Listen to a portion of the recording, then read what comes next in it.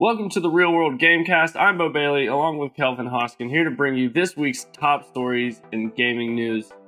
This week we'll be taking a look at the new releases that came out on October 27th, a big day in releases. We'll also be taking a look at Animal Crossing Pocket Camp. Kelvin, what else do we got? We've also got new stadiums and how they're becoming more accommodating for the gaming community. And, of course, big story from last to EA kills gaming. All right, without further ado, we will begin. Do it.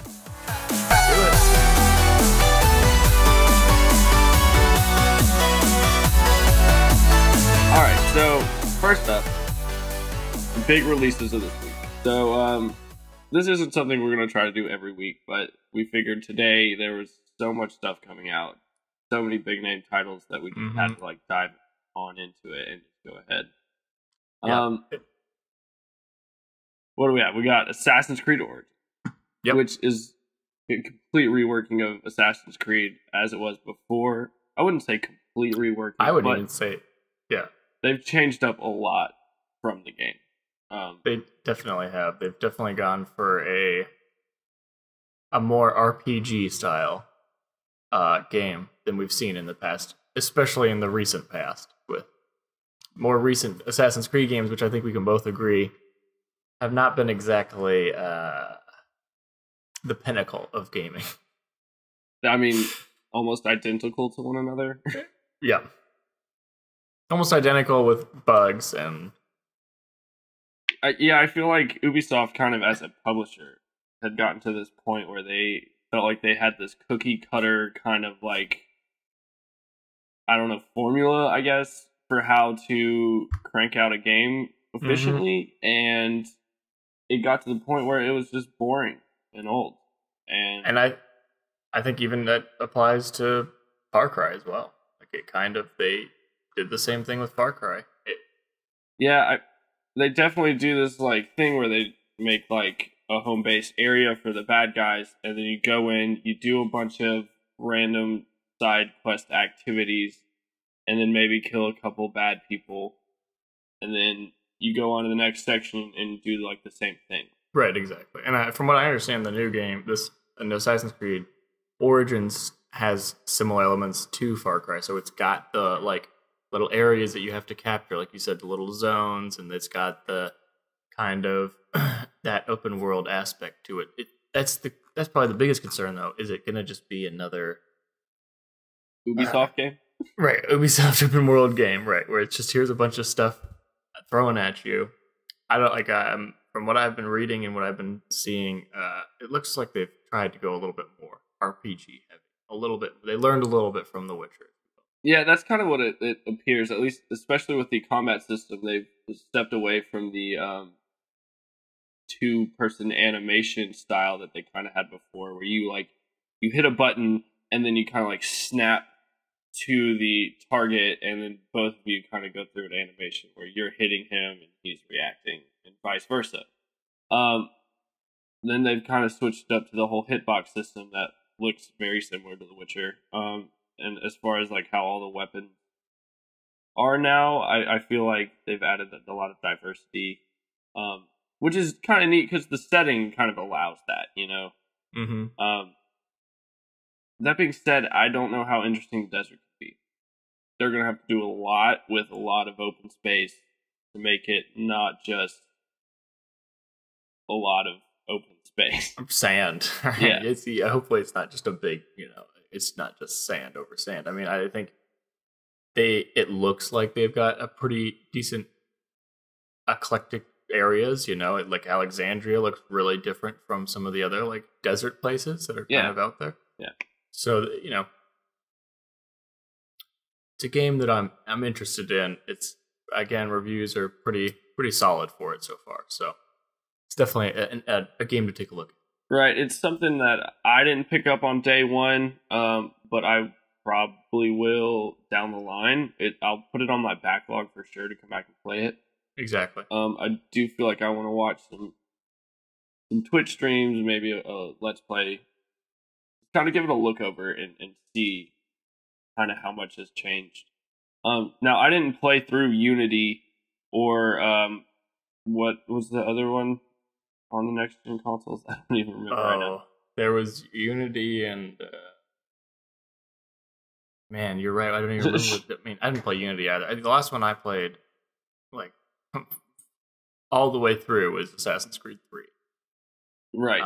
And I played all the way through Black Flag, and it was fun to get through the story. It was fun, but I felt like after that it was just a lot of open ocean.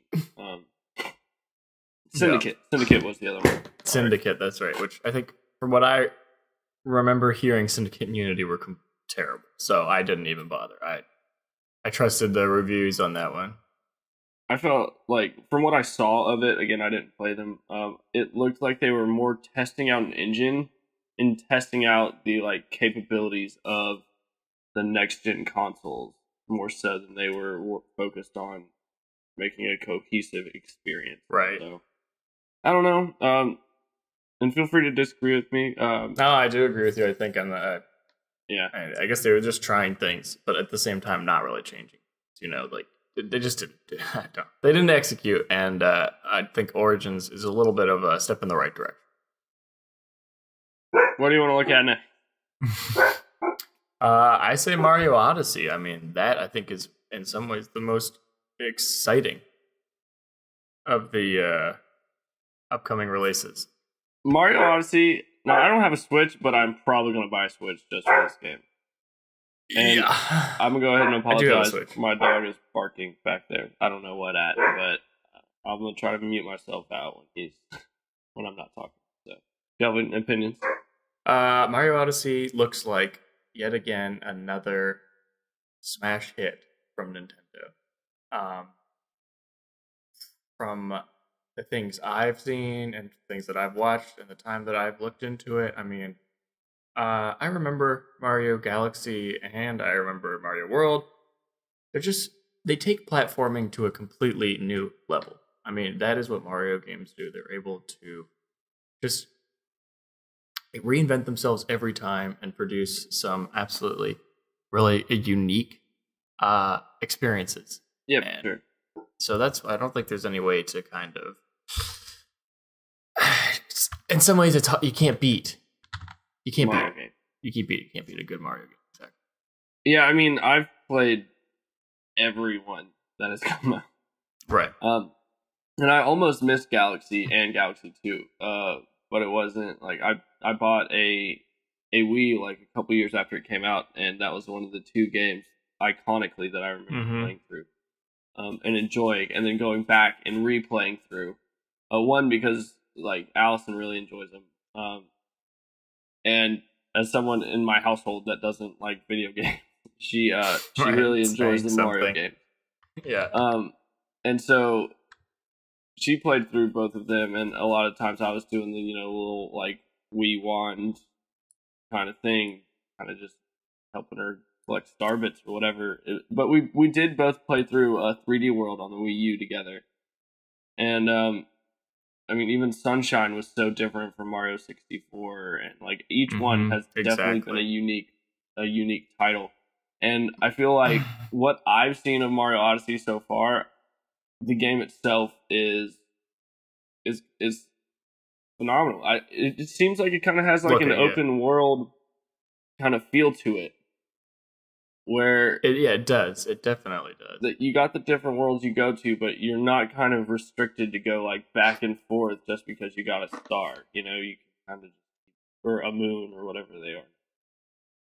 You can just kind of keep going, and they're all so different. Like each kind of world that I've seen so far, has got like a completely different setting. The Kong City looks crazy. It's got real people in it that aren't like chibi Mario squatty people. No, they're like actual people. Yeah, I mean, it's really quite interesting. It's an interesting direction. I saw a little bit of like one of the snowy worlds, which was really cool. And Mario can change his outfits. I feel like that's neat too. Because I saw two people playing on Kong City, and they were wearing different outfits. One was in like a pinstripe, gangster suit, and the other was like looked like a construction worker. So I like that they kind of give you a little bit of customizability, more or less, with Mario, and of course a lot of the mechanics with the hat that takes control of things. Really. Right. Well, and I think that's a huge Mario staple, is adding these new mechanics to the game, right? That really change, that really like add so much to the game and to the world. I think that's one thing Mario does just better than anybody else. And it's been doing it for 30 years, I mean, I think it's also one of the most incredible things about the fact that Mario's been around for that long. Like, and they're still making good Mario games. I mean, there's no other franchise I think that can, I mean... It's kind of funny that we followed Assassin's Creed with the Mario franchise, because they are so different. So different. I mean, because Assassin's Creed is doing the same thing. They always have been. And then you look at Mario and what Nintendo does. And even, like, Nintendo just does that in general, like, across the board. Whether it's Zelda, whether it's, some kind of crossover between Mario and the Rayman Rabid thing. Exactly. They try to find new ways to incorporate Mario into different situations. I mean, even the Rayman Rabbids game. Or even not Rayman, but even the Rabbids game, the Rabbids Mario game, is a lot of fun. I have a Switch. I've played that game. I will get Odyssey. But even that game is like, it's XCOM, but it's done in a really fun way. It's very well made. Like, so you can tell that Ubisoft made the game, yes, but you can see that there was so much love for the characters in that game. So I think, and Mario Odyssey, there's just so much love, not only by the game makers for Mario, but I think such a massive community that, like, you can't screw it up. Yeah. Yeah. I'm glad that they don't screw it up anyways. I mean, we say that though, but like, Star Wars is a beloved franchise. Look what happened with Battlefront 1. Yeah, right. Star Wars beloved franchise, and look what happened with Star Wars Episode 1 and 2. True. But let's move right along now to Wolfenstein. Wolfenstein 2. I'm not hugely familiar with the Wolfenstein franchise. Wolfenstein, is it Steen or Stein? Wolfenstein, yeah. Wolfenstein, for sure. I know it's got a lot to do with killing Nazis, and that's always fun. So, whatever.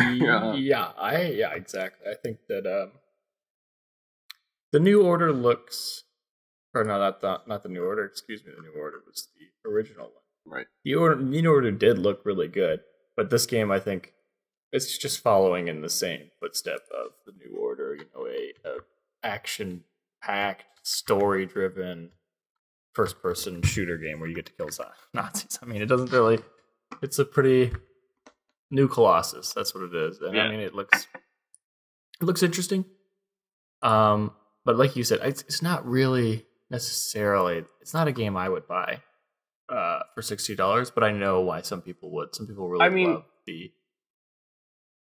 I'm not one to buy a single-player first-person shooter. Right, that's my biggest issue as well. I mean, like an exclusively single-player first-person shooter.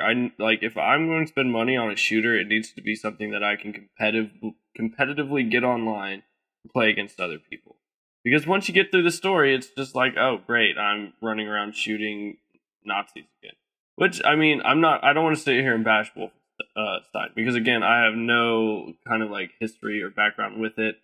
I mean, I'm sure it's a fun game, and I'll probably backlog it and play it eventually. Exactly. I think I'm in the exact same boat. It's not really my place to judge. You know what I mean?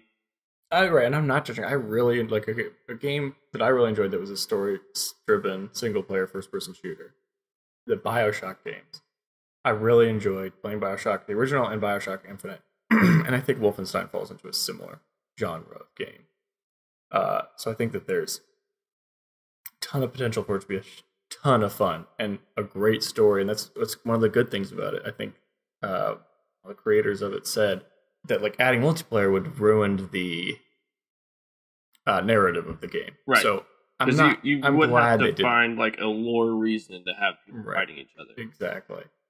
Wolfenstein is a completely different world. Alternate history.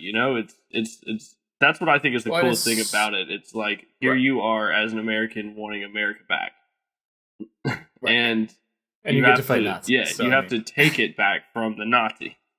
Yeah. So I think it looks like a lot of fun, but I don't know if it's for me personally. I'm not the type of person who's going to go and pre-order this game or who's going to go and buy it on release day. I'm going to wait and see, and I'll probably get it, like you said, backlog, Steam sale next year or something. Steam summer sale, something around that.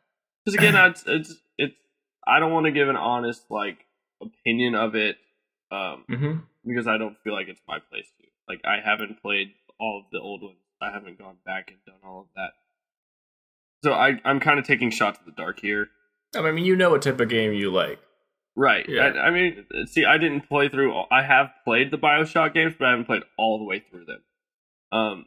Which they're fun, and I like that they even switched up a little bit by giving you some, all the superpowers and all that stuff, and that's really cool. I did see CoCarnage playing a little on Twitch. So, I don't know. What I did see when I was watching him, he was running around with a machine gun shotgun. Interesting. It is more like a Gatling gun shotgun, because the barrel would turn and it would shoot another one and it would load in the chamber that was empty. Right. But it was like triangle shaped, so it kept spinning while he was shooting, and it was just like a fully auto shotgun. Mm-hmm. So I do hope they kind of take that history of the Germans being really high tech for their time when the Nazi regime was around. They were really pushing to make scientific advances. The space race was going on. They were trying to outbeat us with technology. But I feel like had they won, they would have kept going with that. And it's interesting to kind of think alternatively what they would have come up with had their scientists not all been killed. Yeah, exactly. If it wasn't in an alternative world, I mean, we can get into the history of it all, but like you said, it's interesting to see how this game builds that world. Builds that. What if Nazis had won World War II world? So, the last thing we had on the list, there's a couple of TV shows, or I guess a TV show and a movie coming out. Stranger Things 2. Super excited about that. We're not going to spend a whole lot of time talking about it. I just wanted to say it's happening. Yeah, Stranger Things 2 is coming out now. Today. It's out now. Yeah, right now you can go and watch it. I know someone who finished all of it by 5 o'clock this morning. He watched all 9 episodes, just binged it. Damn. And then Jigsaw. I'm not a huge Saw fan, because it's not really scary as much as it is just straight gore. It's gore porn. But that's the franchise has been gone for a little while, and I think it needed that break. I think it got to the point where we were all like, "What? Another Saw movie?" Oh, it was like you said. It was just it's just gore porn, and it was just gore porn every year. Here's another freaking Jigsaw or another Saw movie. And there's only so much we can take. Exactly. But I guess since we're done talking about releases, let's talk about a huge announcement Nintendo made, which I think a lot of people are downplaying a little bit. But Animal Crossing Pocket Camp is coming out on mobile devices. And yeah, this November, just not even a couple weeks away, really. And it follows in the vein of Super Mario Run and what was it? Fire Emblem Heroes getting their mobile releases. I mean, there's a couple other ones too. There's a little Pokemon battle game, where you kind of collect and fight Pokemon, but not in an open world like normal game is. And then there's Magikarp Jump, which is just an idle kind of game. But I've been playing through Fire Emblem Heroes. It's fun. It keeps that kind of whole Fire Emblem kind of feel to it. Where it's a tactic based RPG kind of thing. But it definitely does that whole kind of like mobile game, unlock all the collectibles, Right, of course. spend Yeah. money to unlock more stuff.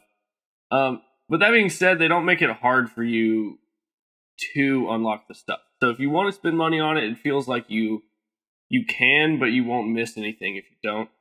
So I'm kind of hoping that's what they do with Animal Crossing here. I think it's naive to think that this is just going to be a completely free game, and that It's nothing's not, going to obviously. right.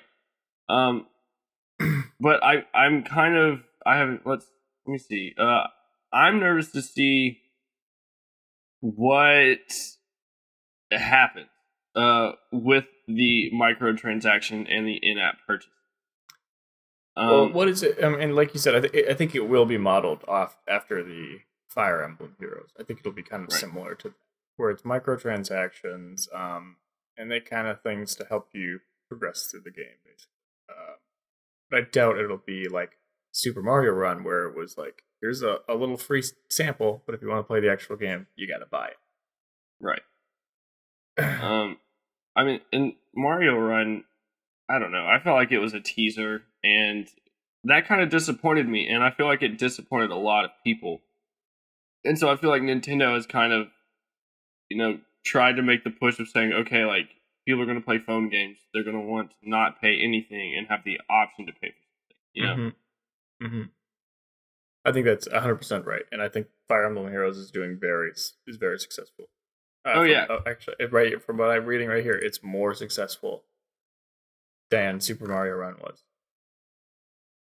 Oh yeah, for sure. I mean, Super Mario Run, it was short lived. Like, even if you bought the game, you would have finished it in a day and then felt like, why did I spend the money on it? Because I know a couple people like at work that spent money, they played through it, and then a week later they didn't have it on their phone anymore. And it was a $10 game. That's a lot for a phone, like. Mm-hmm. I don't know. I feel like they kind of missed the mark. It was a great idea. Honestly, it's I not thought a it Mario was worth game, though, right? It doesn't feel the same as old. No, like, really, all they needed to do was jump. Re-release. Right, exactly. All they needed to do was re-release like Super Mario Brothers or Super Mario World, which put one of those on mobile and people would buy it. I guarantee it. Oh yeah, for sure. I mean, update the graphics if you want. Yeah, I mean, use the Super Mario Run graphics. Just make it an actual Mario game. Right, exactly. Yeah, let me see. I'm trying to get the article up on Pocket Camp so we can give you guys all the details. I'm pulling up the Verge article right now. Nintendo has announced, so it will be coming out on iOS and Android in late November. The title looks it really does. It looks just like the other Animal Crossing games on a smaller scale. And that's huge. I think that's the same with Fire Emblem success, is that it's so similar to the actual game. Right. It's just, maybe there's microtransactions. Which, I mean, we haven't seen a legitimate Animal Crossing game in a while. Since there wasn't one on Wii U. They made like a party type Mario Party type Animal Crossing game.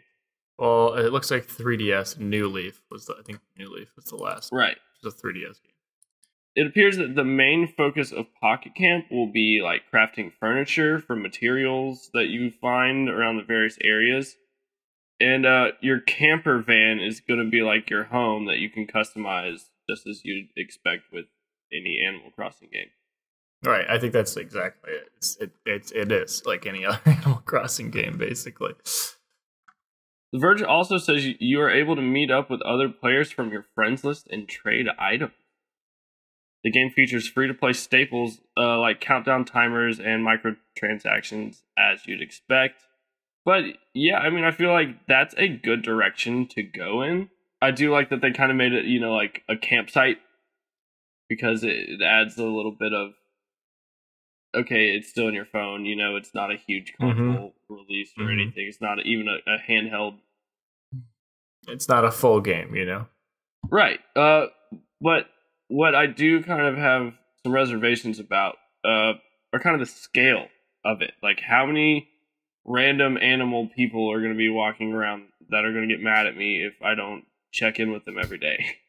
Right. Are we gonna have Tom Nook? Is he gonna be charging me for my campsite? You know, like, which I mean, from the pictures and stuff, it looks like it's gonna be a good bit, and it does still, of course, say that there's gonna be fishing and catching bugs and collecting fruit. Which I mean, that's the typical, the typical stuff. Right. But I'm interested to see, like, what it is that's gonna be locked behind the paywall. I mean, is it gonna be the like things that are necessary, or is it going to be kind of like Fire Emblem Heroes? How here you go, here's like something that will refresh every day that you kind of have to just wait for. I think it will fall into that category. I almost guarantee you, it will fall into that same model. I would think that where it's we're going to put a time restriction on this. If you want to get rid of the time restriction, you can pay real money. Or if you want more of whatever this type of thing is, you can pay more money. But you can also go out and get it. It's just, it'll be things will be behind time. We'll be behind timers. And because previously the only currency we had was like the bells. And those bells were like how you paid Tom Nook. It's how you bought stuff. It was it. So I'm wondering if like, in the game, you collect like natural resources like wood or fish and all that. You can sell it for bells, or if you want to spend the $10 to get 1,000 bells, you can do that. Right. I think that's probably that seems like the most likely way that they would go about doing it, in my opinion. That's what I'm hoping they do. Right. Let's hope they do it right, because I loved Animal Crossing. I had the first one on GameCube. I had the second one on Wii. It was such a good time. Just a cute, fun little game. I'm really looking forward to it. It's interesting that they're bringing it to mobile. It's very interesting. And it's like it's exciting to see Nintendo going more into the mobile, because I think that there's a lot of games that they make that would fit really, really well in the mobile marketplace. Right. So I do feel like this is Nintendo doubling down more on the kind of mobile games market, which is kind of a direct reflection of like East Asia taking strides to boost mobile gaming. I know Alibaba is looking into, has donated a bunch of money. I don't remember the numbers on it, but they're really trying out in East Asia to boost mobile gaming. And they set up a new company. They're basically investing tons of money in companies, and yeah, they're looking to make a big push, and it makes sense. You've got, billion plus people, and they all are going to have cell phones. They're not all going to have necessarily like nice computers, or they're not all necessarily going to have Xboxes or PlayStations, but they'll all have phones, and that's, could you imagine having 1 billion people all playing your game? I mean, that's if you had a $1 app and everybody bought it, right? I don't know. There's a couple other titles that are coming out of East Asia. There's a new Arcade mobile game that just came out, and it's kind of like another one of those tactic-based. It kind of reminds me of Hand of God, how you have heroes, they're in a grid. Kind of how like even the Fractured But Whole kind of does their fighting system. Yep. Let me see. But it's called like Arcade Begins. And it just released, and I mean that was a huge MMO, kind of like free to play, I believe, over across the seas. And so for them to release a mobile game, I feel like that's hugely important.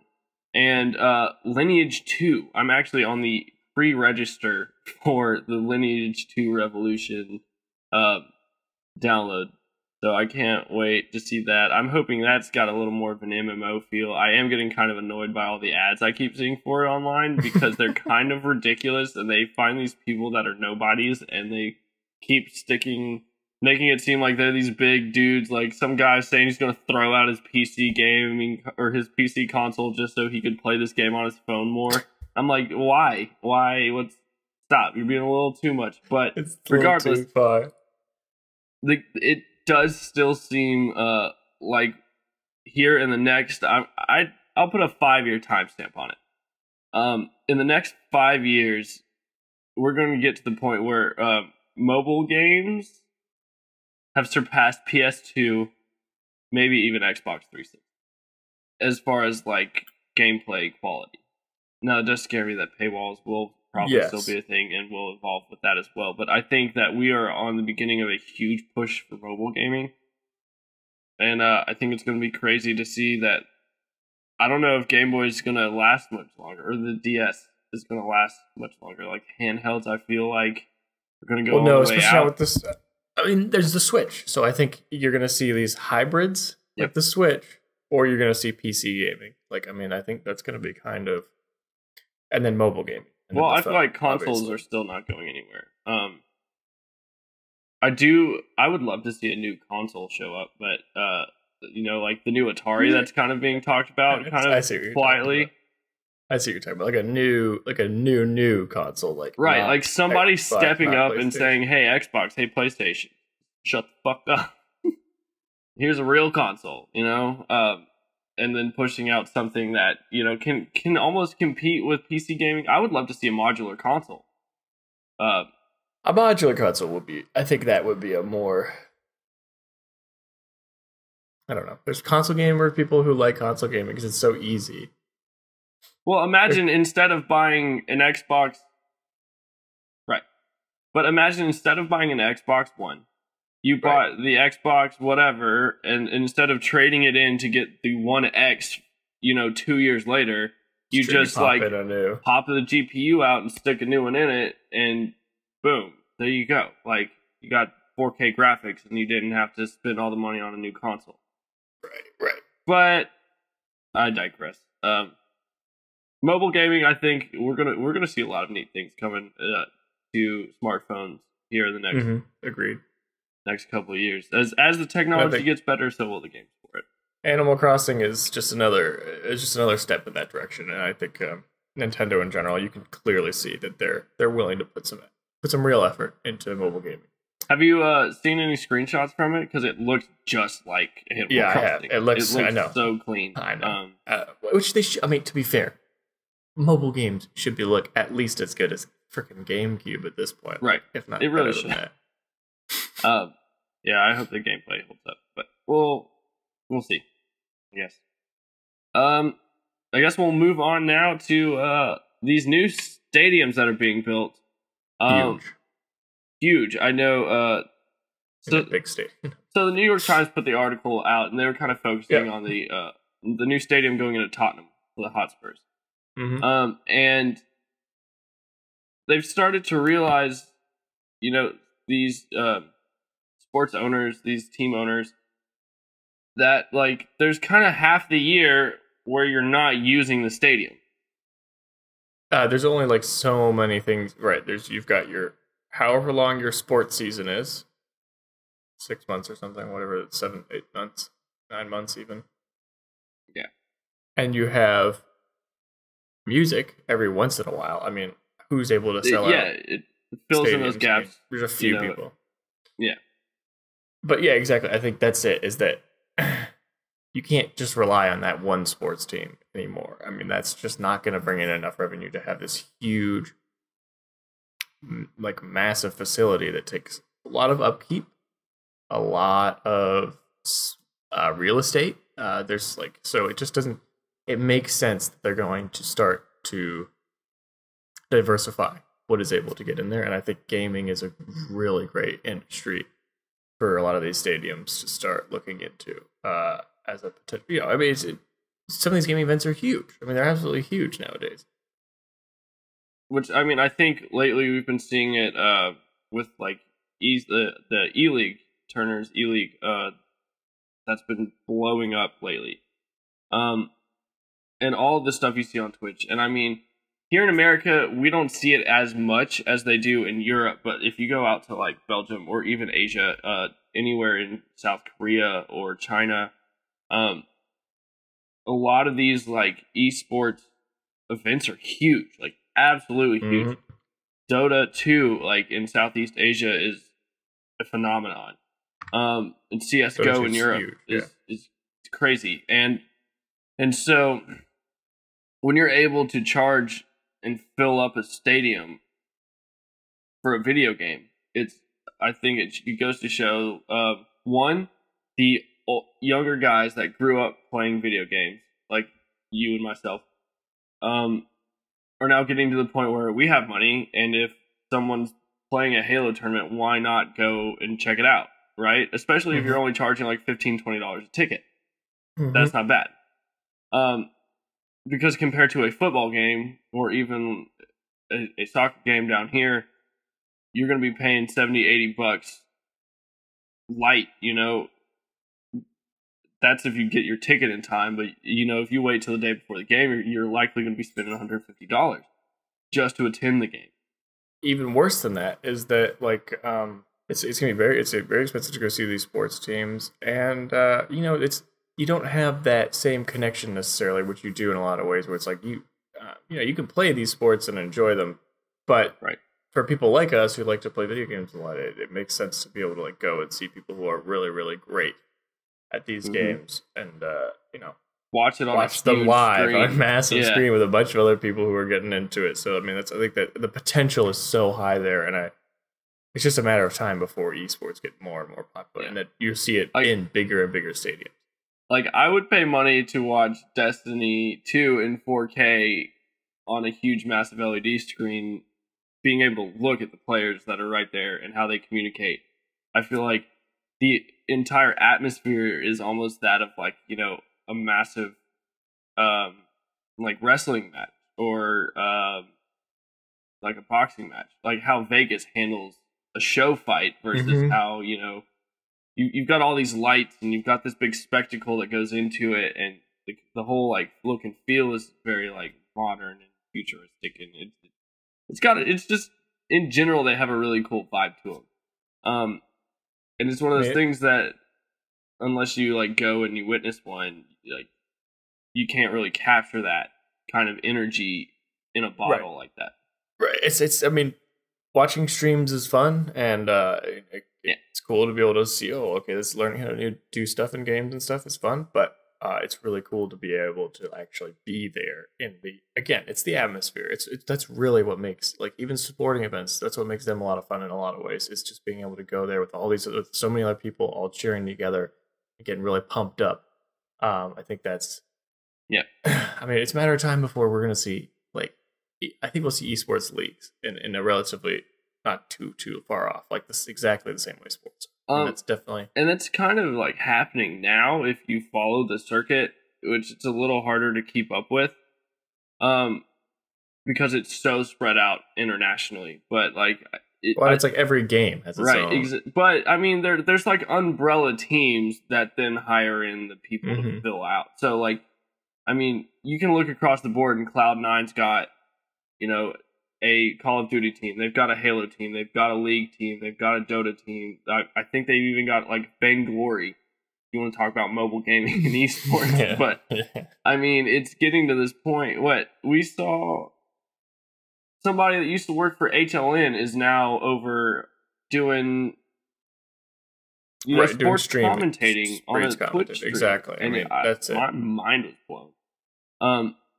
But I mean, it's still, I think, like I said earlier, a lot of cool things are going to be happening here in the next few years as far as gaming goes. I think we, the ones that grew up with it, are now coming into the positions of power where we can actually do things like that, and so I think it's a matter of time before, football and video gaming are kind of on the same kind of competitive level. Well, you're seeing some soccer teams will start their own FIFA team. So I mean, you're really seeing I mean, it is the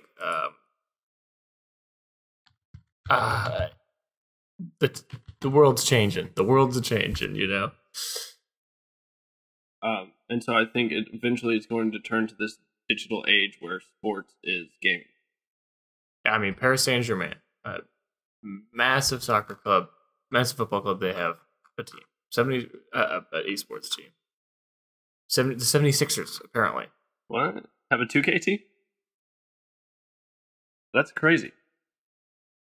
Yeah, I mean, I still think it's absolutely astounding that these stadiums are now being built with gaming in mind. So I think from that we should move on down to our more controversial topic today. Probably the most controversial topic of the day. We're running out of time a little bit, so Yeah. Yeah. EA, do they kill game developers? Does EA kill game developers? Specifically, do they kill single player game developers? Because I think that's really where we see EA.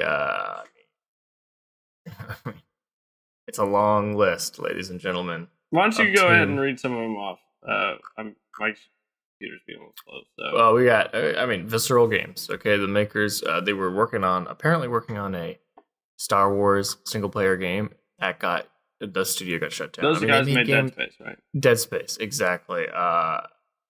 Hugely successful. They did The Sims 3 Ambitions, apparently. They did Dante's Inferno. Yeah. They did Battlefield Hardline. Dante's Inferno, I did enjoy. That game was intense. Which game? Hardline? Dante's Inferno. Hardline, my mom's been playing through. She enjoys it. There you go. Wow, so that's crazy. I didn't realize they'd made some of those games. The next company, Origin Systems, which did the Ultima RPGs. I don't know if you played the Ultima games. I did not personally, but I did play personally. But they also made Wing Commander Star Wars games, which I did play. Yeah. So or not Star Wars games. Excuse me, they weren't Star Wars games at all. Just the Wing Commander games, which I don't know if you ever played Wing Commander's games, but they're cool. They were old. Those are like early '90s games, but they were from those were Chris Roberts games. So I don't know if you know about Star Citizen, but yeah, for sure. So Star Citizen, huge title. 10 years in the making now? Right. Completely different topic. Did he start Star Citizen because EA killed his studio? No, I don't believe. Well, because that timing sounds about right. No, because he left. Chris Roberts left Ultima in 1996. Apparently, EA didn't shut them down until 2004. Gotcha. Bullfrog Productions. These are like early 90s. Magikarp Syndicate, Theme Park, and Dungeon Keeper. Oh, early. I feel like I can see the logo in my head right now. Well, they were shut down in 2001. I'm totally so wrong. They're 2001. They're old, yeah. They merged Westwood into Studios. EA UK. Right. So I feel like that's what they keep did what doing. they've done with Visceral. Exactly. That's what they did with Visceral. Is they just took the best developers and spread them out. Oh, that's Peter Molyneux's company. Which one? Which one is? Bullfrog. Yeah. Yes, so Peter Molyneux is most known for Lionhead Studios now. He was. Oh right. Yes. Okay. I know exactly. Yeah. So he Light and Dark. Right. Yeah, when he left Bullfrog in '97, he made Lionhead, which then went on to make Fable, which then went on to also fail. Which Fable was good. I know, but let's keep talking about Microsoft how EA. Right, yes, so EA kills Microsoft. They did Westwood. Black and White. They did Black and White. Yeah. Westwood Studios. I don't know if you've ever played. Eye of the Beholder games. Oh, they made Command and Conquer. Command and Conquer. What do I know Westwood from? I'm like Command and Conquer. They made the Command and Conquer games. They bought Westwood. They bought Westwood in '98 and shut them down in 2003. Could you imagine owning a game studio for 5 years and that's it? Like, come on, this is. Which Westwood merged with Virgin Games. Westwood Virgin Entertainment, and so Westwood. That's even more like astounding that Virgin had a gaming company. It merged with Westwood, and then they shut it down. And then EA shut them both down. Eye of the Beholder, The Legend of Kyrandia, Dune, the whole Dune series, and Command and Conquer games. Yeah, Command and Conquer. Man, those are great. I played most of Command and Conquer back when I was a kid. So. Yeah, Mythic Entertainment, also Age of Camelot, Warhammer Online, Age of Reckoning in 2008.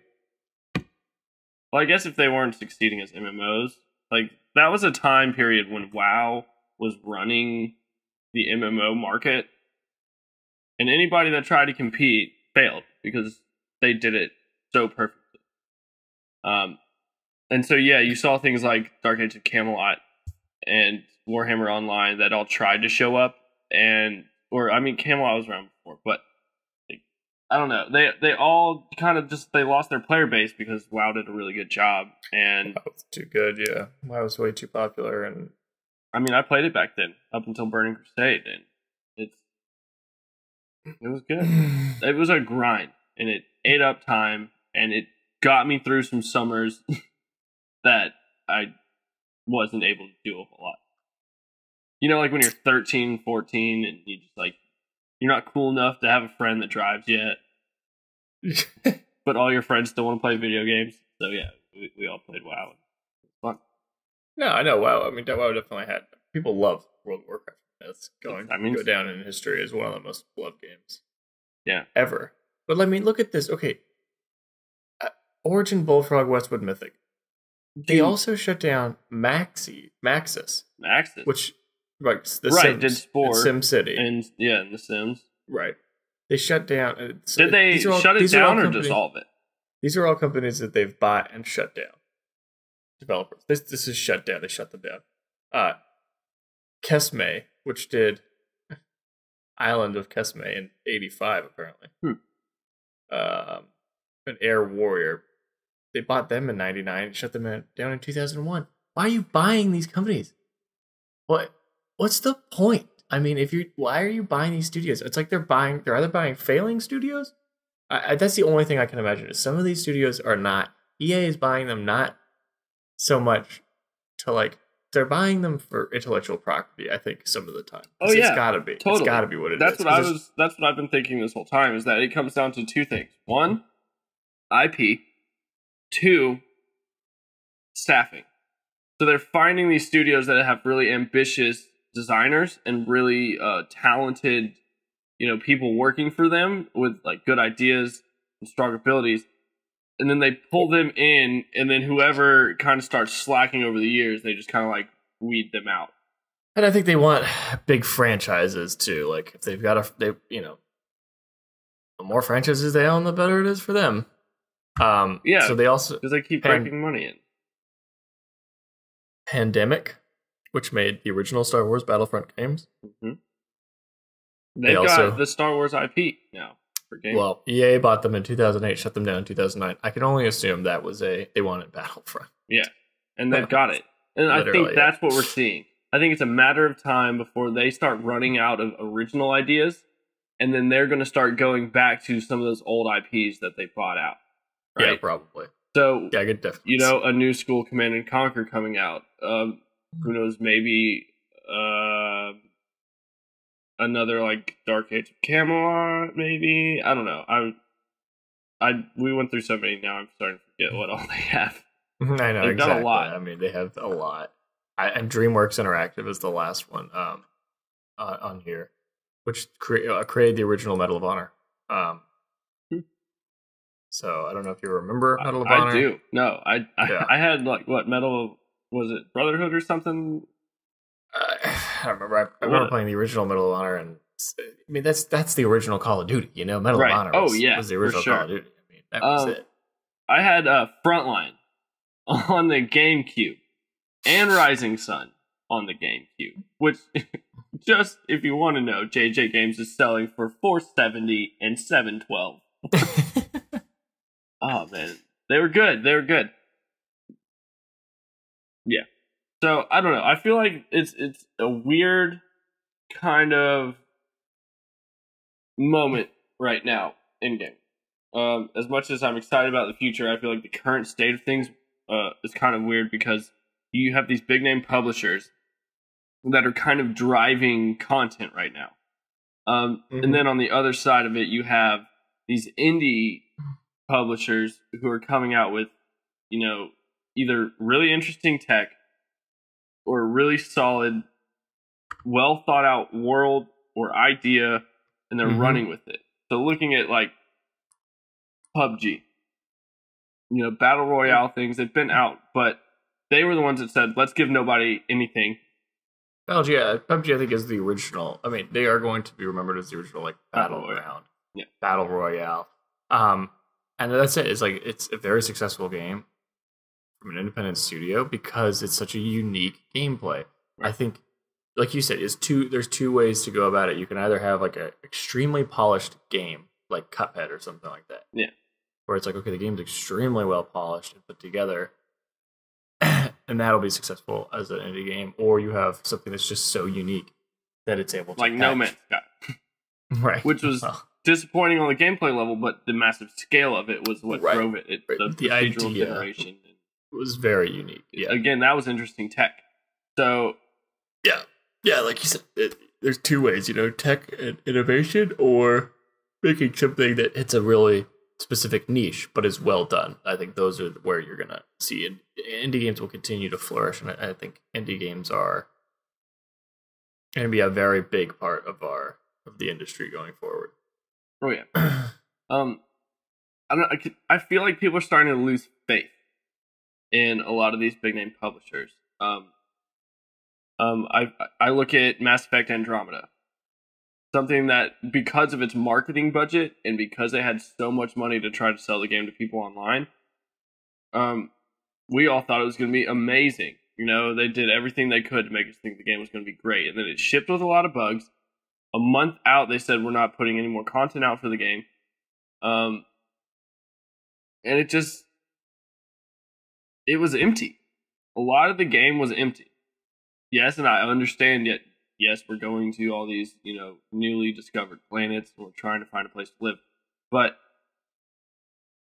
it was the same everything everywhere you went. It was the same monsters, and it was like the environments. Sure, they looked nice. I think that was like the only thing about that game that really some of the environments looked really nice, and the jetpack was a lot of fun. Yeah. Outside of that game. Oh, and the poor facial animations, obviously. The rover was not bad. It had poor facial animations. It had poor AI and enemies in general. And I thought I'd never say that of a Mass Effect game. No, but it did have a poor, especially the main story. I mean, it was a bland, boring, copy and paste story. I mean, it really was pretty disappointing overall, I think. Again, I think that there's two really redeeming things. The jetpack was a lot of fun to play around with, and the worlds looked nice. They just weren't done properly. I mean, it's like we kind of said earlier with Ubisoft. Here they are again, and I guess as AC Origins continues to kind of like shell itself out and come to light, we'll see. But here we are again, where they're putting out another Assassin's Creed title. Something that has been beaten dead several times and keeps coming back, right? And why? Like, why hasn't Ubisoft spent some time to actually try to come up with a new IP? They did Watch Dogs. Which was exactly the same as every other game they make. Like, I have Watch Dogs 2 sitting right back here, and it feels very... The only thing that feels different is, okay, now I can hack things. And it's third person. But it feels like Far Cry. But so is Assassin's. It's Assassin's. Right, but I mean, but that's Assassin's Creed. What I was getting was that it feels like Far Cry, but third Assassin's person. Creed. Yeah, it's like a mesh of the two. Right. And, like, it shouldn't be like that, I shouldn't pick up one of their games, play it, and say, this feels just like another one of your games. I'm sorry, but you have all these studios all over the world. Stop telling them to make the same things and push them to make new IPs. Push them to make something different, something like Nintendo did with Breath of the Wild or the new Mario Odyssey. Give me something different so I don't feel like I'm playing another Ubisoft game. Because at this point, it's boring, it's dry, it's repetitive. I'm over it. Ubisoft does it. I mean, Warner Brothers, kind of. I still feel like Shadow of War is really nice. Yeah, but it does the same thing. Because I'm not going to give Warner Brothers a pass when we're doing it to Ubisoft. I would say they both. I think almost all studios probably and publishers. Well, all studios probably do it where they you know, it's like, oh, this is a great feature from that game. We're going to use that in our game too. Do you think it's laziness? Do you think it's just them not wanting to develop a new engine for another game, so they just recycle the same game engine, and that just makes it all feel the same? Part of it, I think, part of it is that we want to have this mechanic in our game, but someone else has already done it, so let's just take it from them. Which I don't even necessarily want to say that is laziness, because I think that's not necessarily a bad idea. Is it resourcefulness? Yeah, but that's it. It's like, at what point does it go from being resourceful to being lazy? Exactly. I feel like if you want to highlight, again, Nintendo, if you want to highlight any other studio, though, I'm going to say Square Enix. I don't know. Well, see, okay, Square Enix did Nier Automata. I haven't played it. Completely, I mean, I haven't either. It's been getting crazy good reviews. Everybody that's played it says they love it.